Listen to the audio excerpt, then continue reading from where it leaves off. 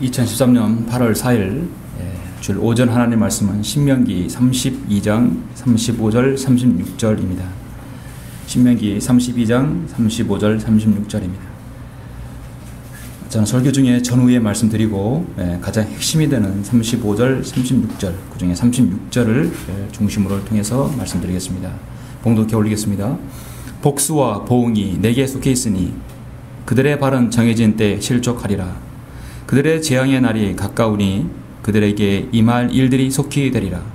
이는 주께서 주의 백성을 판단하시고 주의 종들로 인하여 마음을 돌이키실 것임이니 곧 그들의 힘이 쇠잔하고 갇힌 자나 남아있는 자가 없음을 보는 때라.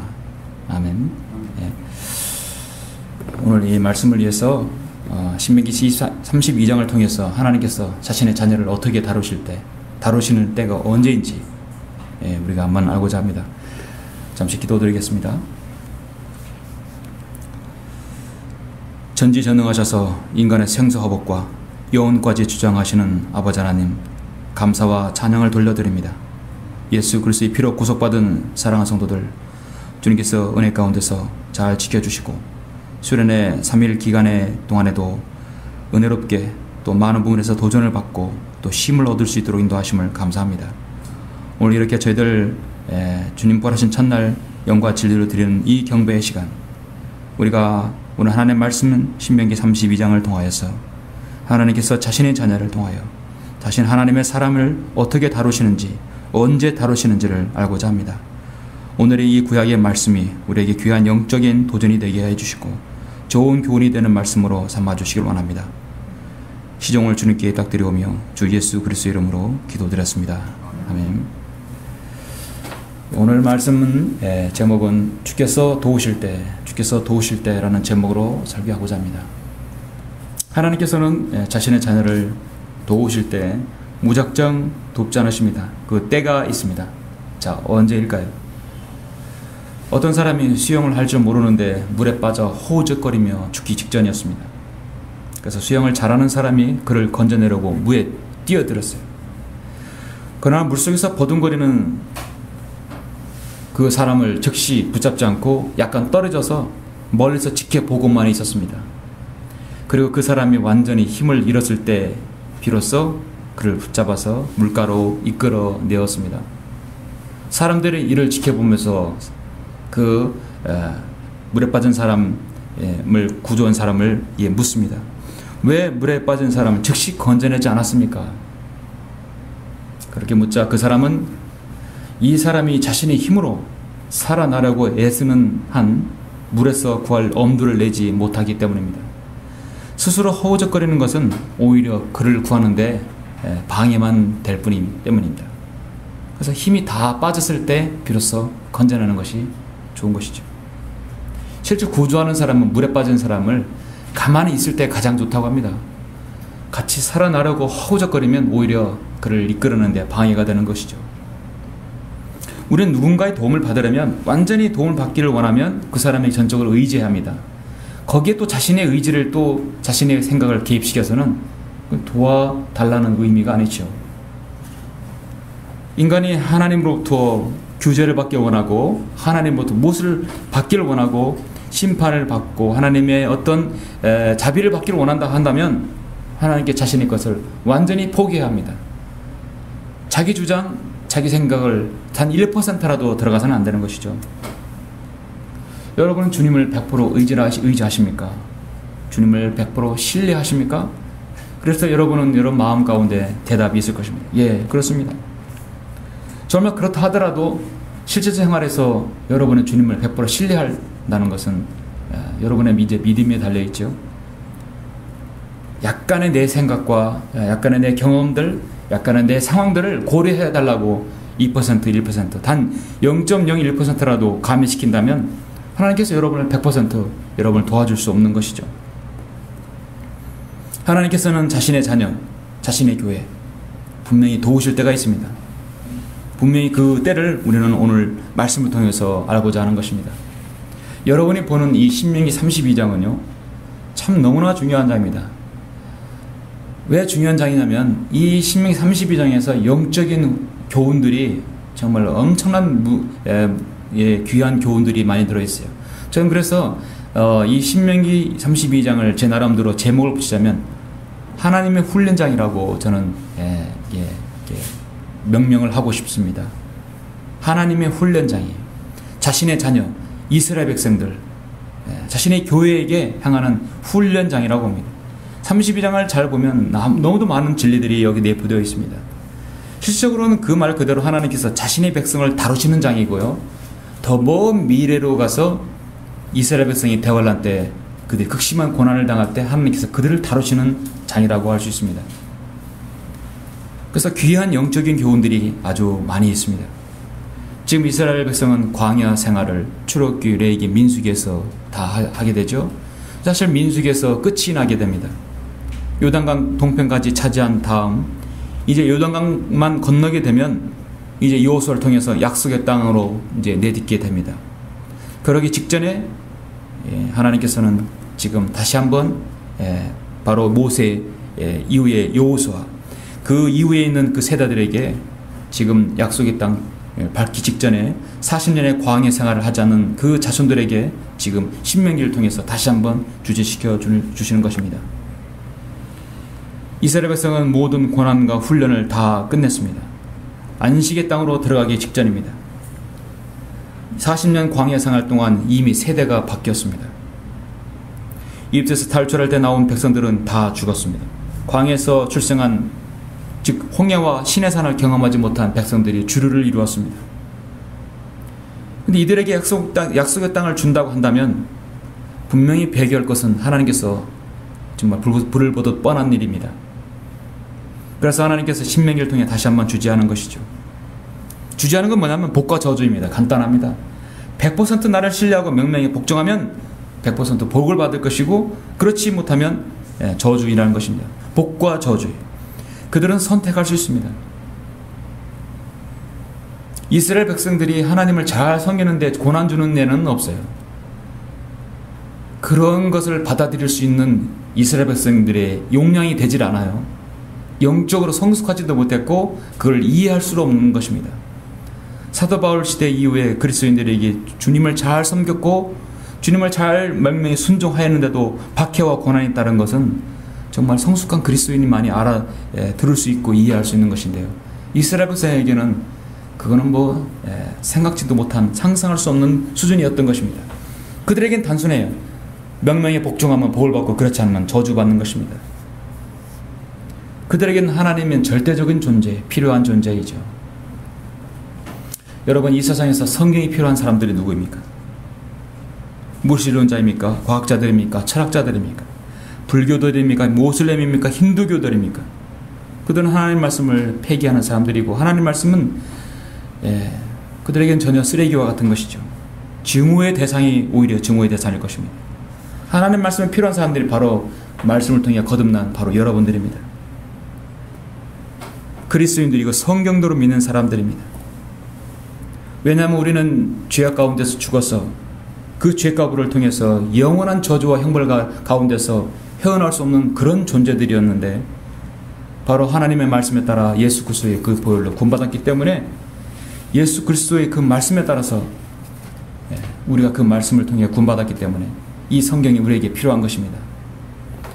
이제는 이 성경은 우리에게 구원을 줄 뿐 아니라 이 성경이 우리가 어떻게 믿음을 생활해야 되고 하나님을 섬겨야 되는지를 알려주시기 때문에 이 성경은 여러분의 가장 소중한 재산 목록 이루어질 것입니다.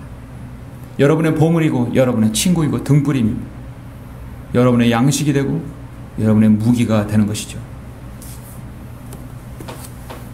여러분에게 보물 1호는 여러분 쓴다고 한다면 내는 뭐라고 쓰시겠습니까? 한글 킹제임스 성경 여러분 보물의 1호 맞습니까? 하나님께서는 광야에 있는 이스라엘 백성들이 자신들이 어떻게 훈련 받았는지 지금 마지막 모세오경의 신명기에서 기록하고 있습니다.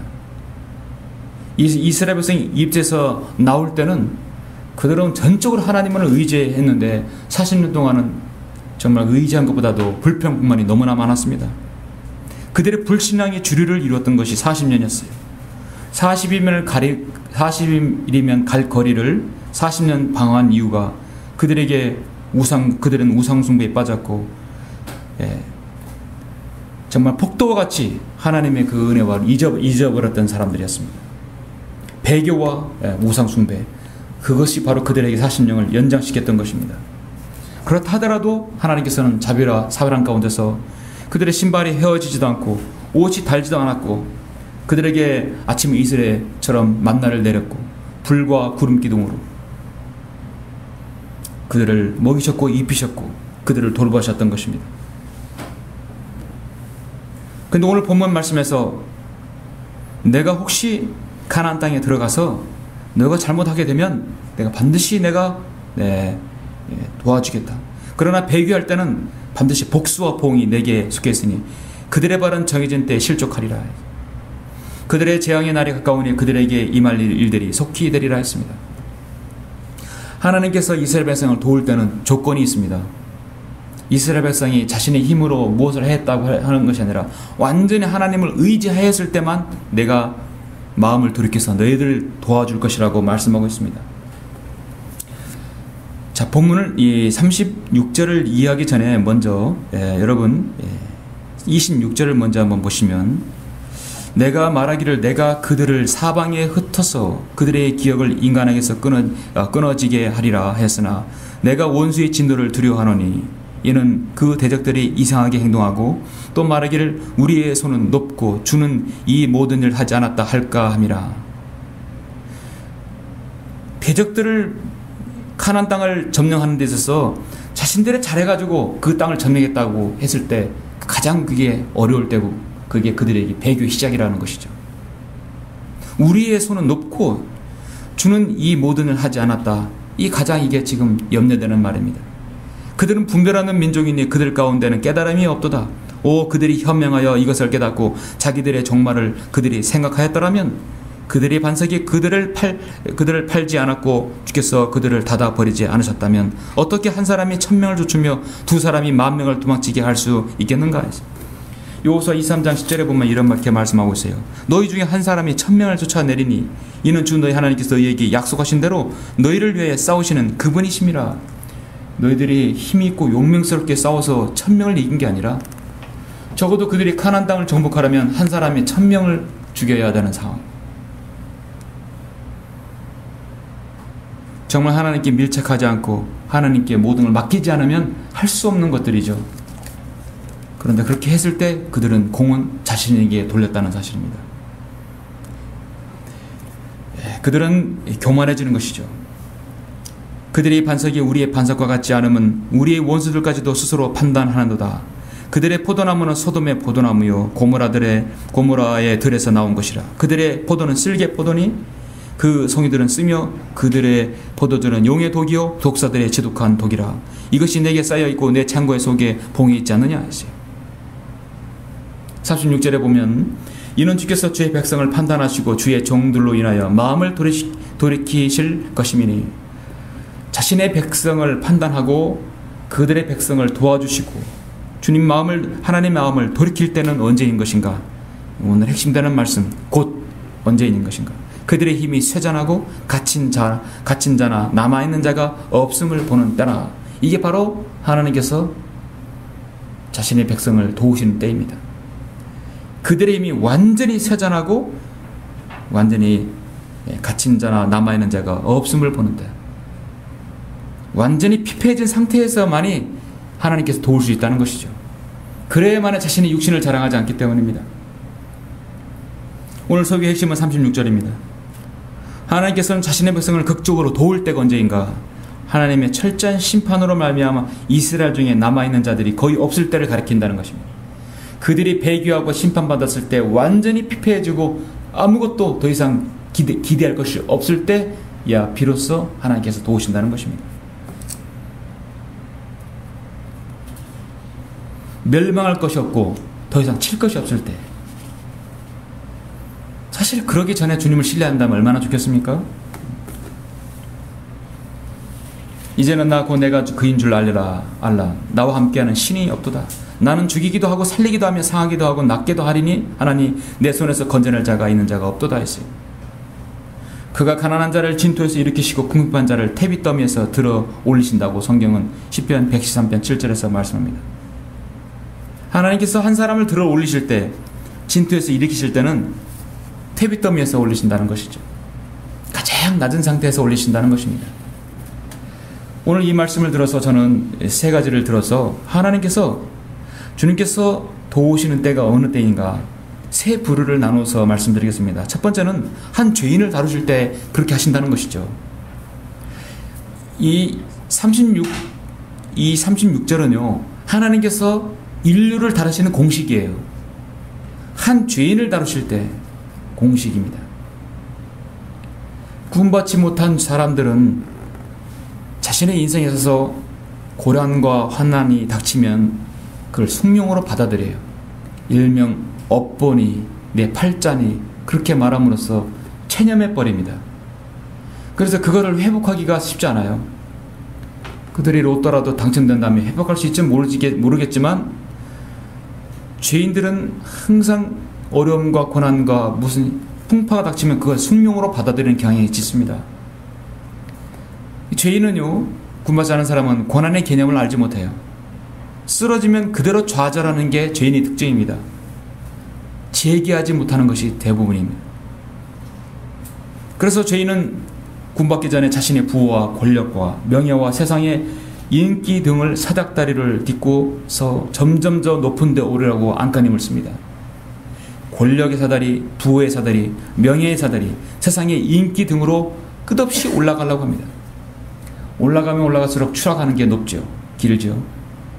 마침내 더 오를 수 없을 때 그들은 허무해지는 것이죠. 그래서 그들은 거기서 떨어지게 되는 것입니다. 인간은 그래서 갈 때까지 가는 것이 인간의 속성입니다. 한 죄인을 다루실 때 하나님의 다루심은 어느 때입니까? 우리가 좋은 예를 한번 보죠. 예, 여러분 누가복음 15장을 잠깐 한번 보시겠습니다. 자, 누가복음 15장을 보시면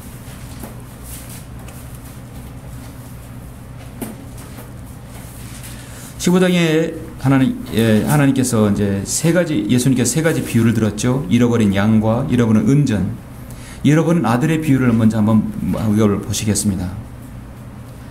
15장 누가복음 15장 11절 또 주께서 말씀하시기를 어떤 사람에게 두 아들이 있었는데 그중 작은 아들이 아버지에게 말하기를 아버지 저에게 돌아올 재산의 목을 주소서 라고 하니 그 아버지가 자기 살림을 그들에게 나누어 주었더라. 얼마 후 작은 아들이 모든 것을 모아 가지고 먼 나라로 가서 그곳에서 방탕하게 살면서 자기 재산을 낭비하더라. 그가 모든 것을 탕진한 후에 그 나라에 큰 기근이 들어 궁핍하게 되기 시작하니 그가 나가서 그 나라 백성 중 한 사람에게 더부살이를 하게 되었더라. 그 주인이 그를 자기 농지로 보내어 돼지를 치게 한지라. 그가 돼지가 먹는 곡질 껍질로 배를 채우고자 했으나 그에게 주는 사람은 아무도 없더라. 그때 그가 자신을 돌아보고 말하기를. 자, 죄인이 언제 자신을 돌아봅니까? 아직도 돈이 남아있고 아직도 먹을 게 있는데 죄인이 자신을 돌아볼 시간이 있겠습니까? 절대 탕진하기 전까지는 난 돌아보지 않아요. 그가 모두 14절에 보니까 모든 것을 탕진한 후에 그 나라에 큰 기근이 들어 궁핍하게 되었을 때 더 이상 탕진하고 먹을 게 없었을 때 이제는 돼지를 자기 돼지 농장으로 가게 된 것이죠. 심지어 돼지가 먹는 곡식 껍질로 배를 채우기를 했으나 그것까지도 주는 사람이 없는 거예요. 최하로 가장 밑바닥까지 갔을 때 비로소 자신을 돌아보았다는 것입니다. 이게 바로 죄인이 하나님께서 죄인을 다룰 때 바로 그것입니다. 모든 것을 탕진하고 더 이상 없을 때 자신을 돌아본다는 것입니다. 내 아버지의 많은 품꾼들은 먹을 것이 풍족하고도 남는도다. 그런데 나는 굶어 죽어가는도다. 이제 내가 일어나서 내 아버지께로 가리라. 내가 비록 염치가 없지만 내가 가리라. 그리고 이렇게 말하니 아버지여 내가 하늘을 거역하여 아버지 앞에 내 죄를 지었나이다. 나는 더 이상 아버지 아들이라고 할 만한 자격이 없나이다. 나를 품꾼의 하나로 삼아 주소서 하리라. 얼마나 여러분 겸손합니까? 모든 것을 탕진하고 모든 것을 잃어버리고 아무것도 없을 때 자신을 돌아보고 내가 거역하여 아버지 앞에 죄를 지었다고 자백하죠. 그리고 용서를 구합니다. 그리고 나는 그럴 자격을 아들 된 자격이 없습니다. 그가 일어나서 자기 아버지로 갔는데 그가 아직도 멀리 있을 때 아버지가 그를 보고 가엾게 여겨 달려가 목을 안고 입 맞추더라 했습니다. 이게 바로 하나님 아버지와 하나님과 죄인의 관계인 것입니다. 아버지는 둘째 아들을 기다리고 있었죠. 언제 기다렸습니까? 아직까지 풍족하고 돈이 떨어지지 않을 때 기다리는 것이 아니라 모든 것을 탕진한 뒤에 자신을 돌아봤을 때 기다리는 것입니다. 하나님께서 한 죄인을 기다리는 건 이와 같은 동일한 것입니다. 하나님께서 한 죄인을 구원하실 때, 한 죄인을 다룰 때는 죄인은 스스로 자신의 의로움을 버려야 할 때입니다. 하나님께서 한 죄인을 구원할 때는 자신에게 지속적으로 만족을 줄 수 있는 것이 세상에 더 이상 없다는 것을 알 때인 것이죠. 하나님께서 한 죄인을 구원할 때는 자신의 자만스러운 꿈도 사라져 버릴 때인 것입니다. 하나님께서 한 죄인을 구원하실 때는 세상의 즐거움과 어떠한 상황과 불신앙과 호언장담과 허망한 자신감 모두 다 사라져 버릴 때인 것입니다. 여러분은 어느 때 주님 만났습니까? 여러분은 가장 풍족하고 어려울 때 주님 만났습니까? 아마도 우리는 대부분 다 가장 밑바닥에 있을 때, 내가 더 이상 무엇이라도 의지할 수 없을 때 여러분 주님을 만났을 때가 대부분일 것입니다. 바다의 조수가 언제 다시 옵니까? 가장 멀리 갔을 때, 더 이상 갈 데까지 없을 때가 다시 조수가 밀려 다시 오는 것인 것이죠. 되돌아오는 것이죠. 밀물과 썰면 극과 극으로 달렸을 때 다시 오는 것이에요. 탕자가 모든 것을 허비한 후에야 다시 돌아오는 것입니다. 인간의 궁지는 하나님께서 개입하실 때라는 것을 아십니다. 썩은 곰팡이 냄새가 나는 빡 한 조각을 갖고 있는 한, 그 사람은 하늘의 만나를 결코 의존하지 않습니다. 인간의 죄성은 자신의 썩은 빵 한 덩어리만이라도 가지고 있는, 이것이라도 가지고 있는 것에 대해서 만족하고 있을 때 거기서 자신의 의의가 또 나오는 것입니다. 진정한 하나님 부요함을 받으려면 자신의 빈털터리임을 시인해야 하는 것입니다. 우리가 구원받았을 때, 우리가 하나님을 알았을 때는 자신이 가장 밑바닥까지 갔을 때야 비로소 아는 것이죠.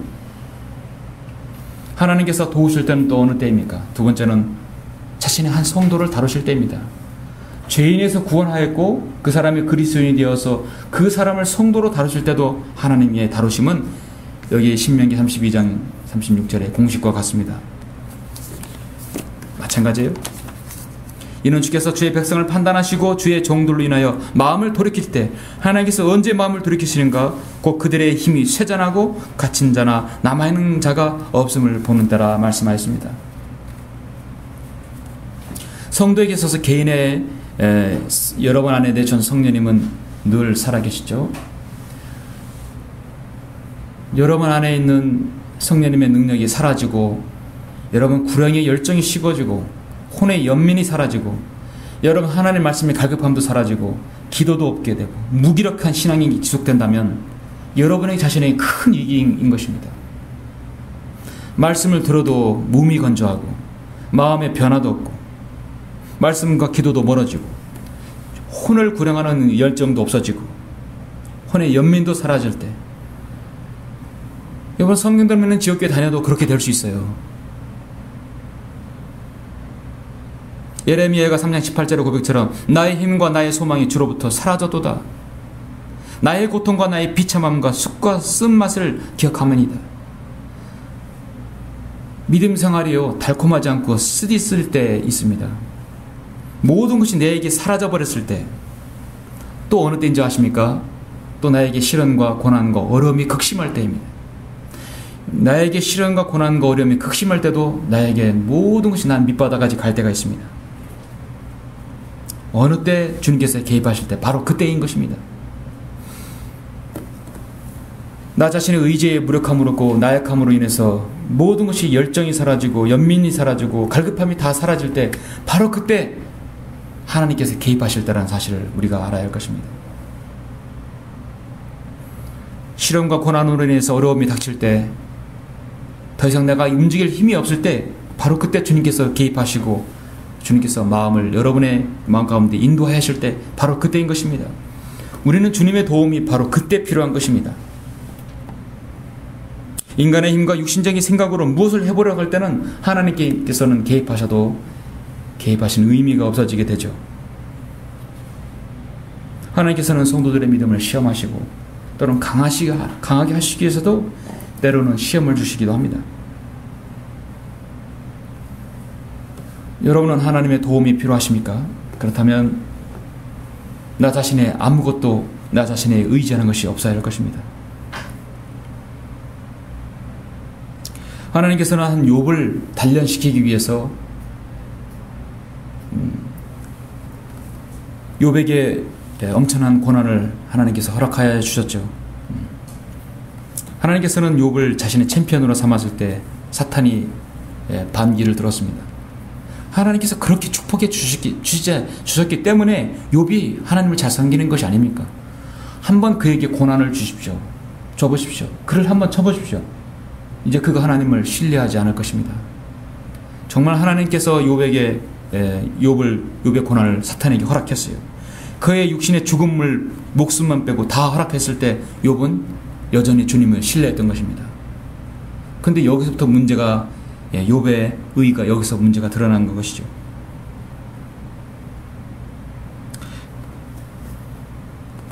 하나님께서 정말 욥을 다루시는 것은 바로 여기서부터 시작됩니다.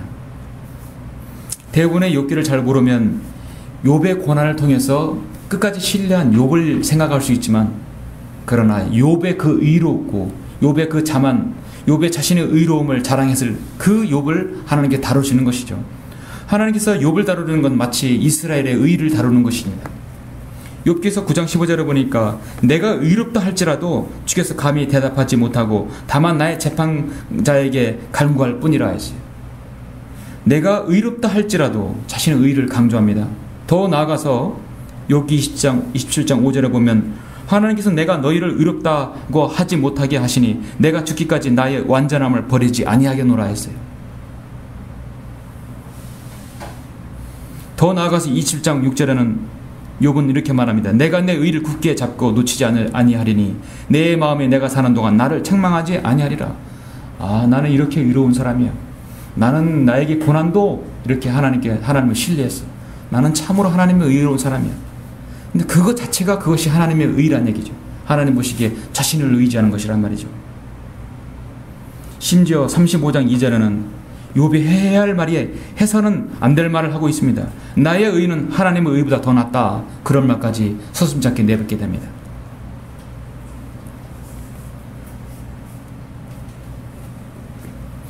하나님께서 그 사람을 다루실 때는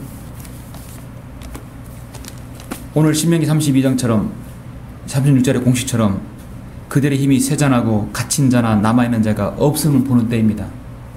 우리는 어느 때 하나님을 완전히 신뢰해야 됩니까? 이제 하나님께서 욥을 다루시는 것을 한번 보시죠. 욥기 38장을 잠깐 보시겠습니다. 38장을 다 읽을 수는 없습니다. 그러나 핵심이 되는 앞에 부분만 한번 보시죠.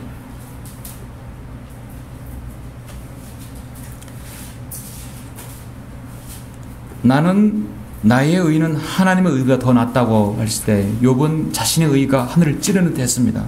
그러나 하나님께서 욥에게 말씀하시는 것은 38장 1절에서 그때 주께서 해오리 바람 속에서 욥에게 대답하여 말씀하시기를 지식이 없는 말로 이치를 어둡게 하는 이 자가 누구냐?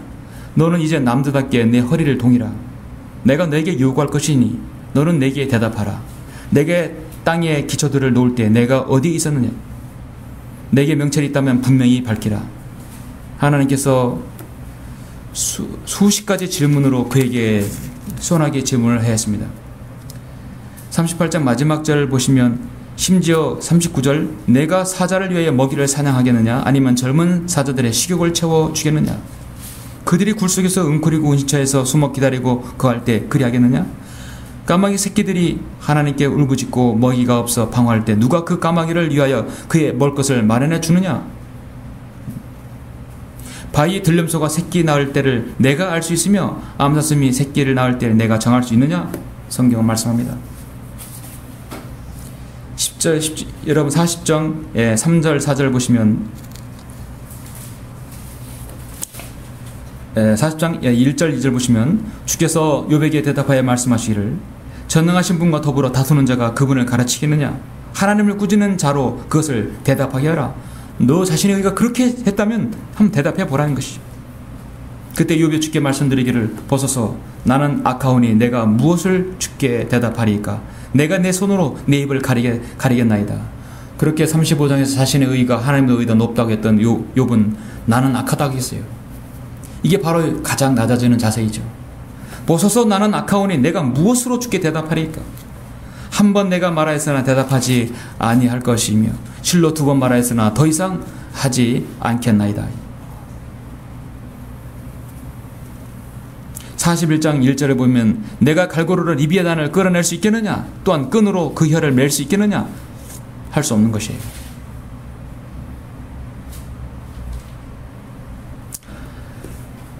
내가 나의 심판을 무효화시키려느냐? 내가 나의 정죄함으로 내가 의롭게 되려느냐? 그렇게 할 수 없다는 것입니다. 하나님께서는 욥을 철저히 다루셨어요. 나는 악하오니 내가 무엇을 주께 대답하리까? 내가 내 손으로 내 입을 가리겠나이다. 자신의 의를 그렇게 강조했던 욥은 38장, 39장, 41장의 이 소나기 질문 앞에 욥은 자신이 악하다는 것을 그제서야 알게 되었습니다. 그래서 욥의 대답은 바로 그것이었습니다. 42장 1절을 보면 그러자 욥이 주께 대답하여 말씀드리기를, 주께서는 모든 것을 하실 수 있으며 어떤 생각도 주께 알려지지 않은 것이 없음을 내가 아나이다. 지식 없이 이치를 가리는 자가 누구니까? 그러므로 나는 깨닫지 못하는 것을 말하였으니 그것들은 내게 너무 경이로워서 내가 알지 못하나이다. 내가 간구하오니 들으소서. 내가 말하라겠나이다. 내가 주께 무사오니 나로 알게 하소서. 내가 주께 대하여 귀로만 들었사오니 이제는 내 눈으로 주를 보나이다. 그러므로 내가 나를 미워하고 티끌과 재 속에서 회개하나이다 하더라. 자신이 티끌과 재 속에서 회개한다는 것이 자신의 마지막 욥의 고백이었습니다. 그렇게 했을 때 욥에게 2배 이상으로 축복을 해주신 것이죠. 하나님께서는 자신의 자녀 그리스도인들에게 하나님의 도움이 필요할 때는 더 이상 내가 하나님께 의지할 것을 완전히 자신을 의지하고 자신이 내놓을 것을 없는 것을 시인할 때인 것입니다. 여러분이 하나님께 무엇을 받으려고 할 때, 하나님께 무엇을 도움을 얻으려고 할 때는 내 의지와 모든 것을 완전히 서렌더해야 할 것입니다. 완전히 다 하나님께 부복해야 할 것입니다. 그때가 바로 하나님께서 여러분을 도우실 때입니다. 주께서 도우실 때는 어느 때입니까? 마지막 하나, 세 번째는 한 교회를 다루실 때라고 저는 믿습니다. 한 죄인을 다루었고 한 성도를 다뤘다면 이제 한 교회를 다루실 때라고 믿습니다. 실질적으로는 신명기 32장은 한 이스라엘을 다루시는 하나님의 장이죠. 앞으로 대환란 때도 유대인을 그렇게 다루실 것입니다. 지금 그들 이스라엘의 민족의 한 일부는 이제 특히 14만 4천 명 마지막 남는 그들은 이제 완고하게 되었지만 그들은 나중에 주님을 시인할 것입니다. 신명기 32장 37절 보시면 주께서 말씀하시기를 그들의 신들과 그들이 신뢰하던 그들의 반석이 어디 있으며 어느 것이 그들의 희생제물의 기름을 먹고 그들 술부는 제사를 위한 포도주를 마시겠느냐? 그들 일어나서 너희를 돕게 하고 너희의 보호가 되게 하라. 이제는 나 곧 내가 그인 줄 알리라. 나와 함께하는 신이 없도다. 나는 죽이기도 하고 살리기도 하며 상하기도 하고 낫기도 하나니 내 손에서 건져낼 수 있는 자가 없도다. 내가 하늘에 내 손을 들고 말하노니 나는 영원히 사노라. 만일 내가 나의 번쩍이는 칼을 갈고 내 손을 심판을 주면 내 손이 심판을 주면 내가 내 원수들에게 복수하며 나를 미워하는 자들에게 보응하리라. 내가 내 화살들로 피해 취하게 할 것이요 내 칼이 살해된 자와 포로된 자의 피와 더불어 육체를 삼키리니 원수에게 복수를 시작함이부터라 하시니라. 오 너희 민족들아 주의 백성과 함께 즐거워하라. 이는 주께서 자기 종들의 피를 갚으실 것이요 주의 대적들에게 복수하실 것이나 자기 땅과 자기 백성에게는 자비를 베푸실 것입니다. 언제? 그들이 이미 세잔하고 갇힌 자나 남아있는 자가 없음을 보는다라. 더 이상 그들에게 심판할 것이 없고 더 이상 그들에게 하나님께서 정말 남는 자가 없고 모두 다 그들이 힘이 세잔하고 더 이상 자신의 힘을 내세울지 못할 때 하나님께서 판단하시고 마음을 돌이키실 것이라는 것입니다. 장차 이스라엘 다루시는 원칙이기도 합니다. 영적인 의미로 가서 하나님께서는 한 교회를 다루실 때도 마찬가지입니다. 성도가 모여서 교회를 이루죠. 신약교회의 성도입니다. 하나님의 교회입니다. 너희는 자기 아내를 사랑하되 그리스도께서 교회를 사랑하셔서 교회를 위하여 자신을 주신 것 같이 하라. 교회를 위해서 우리 교회를 예수 그리스도의 신부인 교회를 낳기 위해서 예수님께서 희생해 주셨습니다. 갈보리 십자가의 그 고난과 핏부림으로 인해서 교회가 탄생이 된 것입니다. 이제 교회는 하나님의 일을 해야 되는데요. 교회가 세워지면 늘 번영만 있는 것은 아니죠. 어떤 때는 시험과 난관이 부딪힐 때가 있습니다. 교회의 능력은 사라지고 성도도 다른 데로 떠날 수도 있습니다. 사역을 해보지만 성장하지 못할 수도 있습니다. 5년, 10년이 지나도 교회가 정체될 수 있습니다. 그럴 때 남아있는 성도는 연약해지고 의기소침할 수도 있습니다. 낙심하게 될 수도 있습니다. 교회는 몹시 근심에 쌓일 수도 있습니다. 재정적인 영향으로 인해서 어려움 닥칠 수도 있습니다. 심지어 내적 알약과 치명적인 이단들이 무리가 들어와서 교회를 휘짓고 교회를 파괴시킬 수도 있습니다. 교회의 위기가 시작될 수 있습니다. 영적으로 전적인 무능력 상태가 올 수도 있습니다. 그럴 때 목자가 바로 하나님 앞에 서야 되고 성도들이 하나님 앞에 바로 서야 될 때이죠. 더욱더 질 좋은 영적 양식을 성도들에게 제공해야 할 때이죠. 줄인 성도들은 더욱더 영적 양식을 갈급해야 할 것입니다. 어느 때입니까? 더 이상 자신의 우리 인간적인 힘이 안 될 때라고 생각할 때입니다. 교회는 늘 영적 전쟁이 일어날 수 있습니다. 우리 천안 성회침례도 영적 전쟁이 3번이나 일어났습니다. 일어날 때 마지막 늘 생각하는 것은 항상 영적 전쟁이라는 것, 더욱더 주님만을 의지하라는 그 의미인 것이죠. 원인 없는 결과가 없듯이 성도에게 문제 있을 때, 목자에게 문제 있을 때 영적 전쟁가 늘 일어날 수 있습니다. 그러나 중요한 것은 빨리 그것을 수습하고 다시 정상궤도로 올라와야 할 것입니다. 교회가 성장하지 못하고 교회가 정체되는 원인은 여러 가지가 있겠지만 우리가 다시 일어서고 한 지역교회로서 성장을 이루려고 할 때는 중요한 것은 하나님의 다루심을 받아야 되는 것이죠. 이 교회의 사역은 주체가 우리가 아니라 바로 성령님이라는 성령님이라는 사실을 알아야 할 것입니다.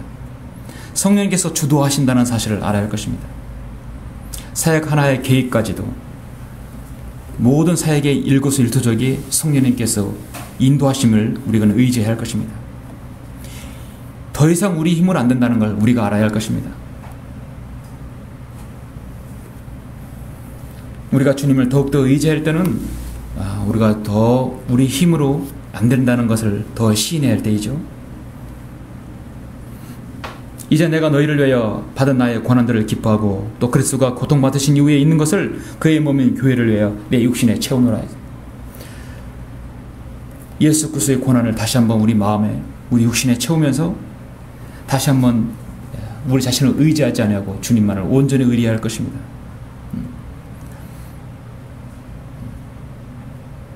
교회의 부흥은 교회 성도들의 기도와 목자의 기도에 달려 있습니다.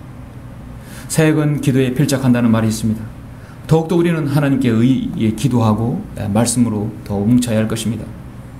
이것이 바로 교회의 성장에 가장 중요한 것이라고 믿습니다. 우리는 힘을 잃지 아니하고 하나님께서 주신 사역들 지속적으로 펼쳐야 할 것입니다.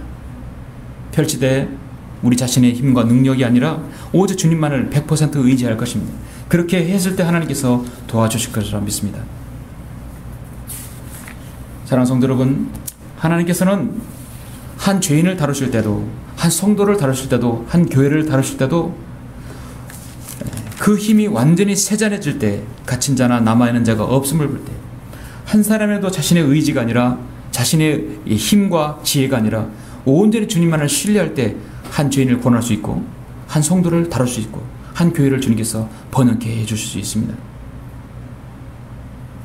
타락한 인간이 하나님의 형상을 회복하고 하나님 주시는 진정한 복을 누리려면 그만큼 우리가 하나님의 다루심을 받아야 합니다. 하나님께서 이스라엘 백성을 이집트에서 나온 다음에 바로 가나안 땅으로 직행 보내셨다면 그들에게는 그 축복의 땅과 약속의 땅에 들어갔을 때 그들이 정말 신실하게 주님을 섬겼을까요? 40년 동안 광야에서 훈련시키지 아니하고 그들에게 이방 민족에게 통해서 벌하지 아니하고 심판하지 않았다면 그들은 하나님을 두려워하지 않았을 것입니다. 하나님을 한 죄인을, 한 성도를, 이 교회를 하나님께 다루실 때는 분명히 의도가 있는 것입니다. 가장 낮아지고 피폐해지고 낮은 자세에서 주님을 섬기라는 의미인 것이죠. 시편 40편 5절에서 오 내 영혼아 어찌하여 내가 낙담하느냐, 어찌하여 내가 내 안에서 불안해하느냐. 여러분이 혹시 낙담하고 불안해할 때 있습니까? 성도로서 교회로서 낙담하고 불안할 때도 물론 있겠죠. 바로 그때가 하나님을 바라고 하나님의 자비로우심과 주님의 마음을 돌이킬 때가 바로 그때이라는 것입니다. 성경은 이렇게 말씀합니다. 어찌하여 내가 낙담하느냐, 어찌하여 내가 내 안에서 불안해하느냐. 너는 하나님을 바라라 하지. 그 얼굴의 도우심으로 내가 여전히 그를 찬양하리라 했습니다. 여러분 각인이 주님께 더욱더 신뢰하고 우리 교회가 더욱더 이 빈자리가 채워지고 더욱더 부흥을 일으키고 하나님께서 정말 사랑하시는 교회, 하나님께서 도움을 주시는 교회, 성령님께서 주도적으로 이 사역을 이끌어갈 때 바로 그때는 우리 자신이 더 낮아지고 쇠잔하고 온전히 우리가 더 주님을 신뢰할 때만이 가능한 것입니다. 그렇게 해서 더욱더 우리가 성장하는 우리 교회 모든 성도들이 되시길 간절히 바랍니다. 네, 기도하시겠습니다.